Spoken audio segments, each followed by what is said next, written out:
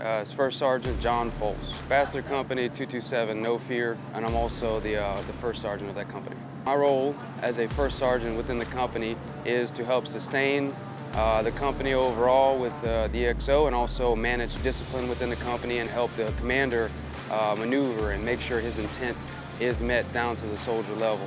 It's been a huge eye-opening experience, mostly learning from our Philippine counterparts on the way they operate in the jungle, because this is their backyard, their home turf, right? They fight a lot different based on their capabilities versus the U.S. Army, and sometimes it's good to look within and look without as well within the Philippine Army to take a step back as the U.S. forces and be evaluating how we fight, how we pack out, and then how we also integrate and have good interoperability between us and the Filipino counterparts on the battlefield. We found out the terrain gets very slippery during the nighttime. Even though we have an advantage as far as some really high-tech night vision, we still face a lot of obstacles getting up and down the mountains.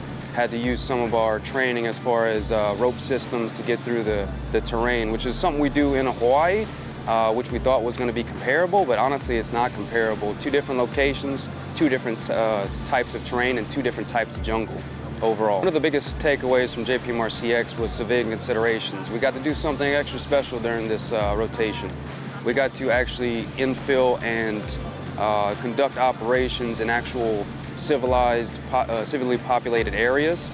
So there was a huge real-life civilian consideration, unlike other CTCs where it's mostly role players that we're operating with. So we found out really quickly either you can leverage the civilian population or they can hinder you. This time we really got to test all of our systems as far as communication, our maneuver, how we pack.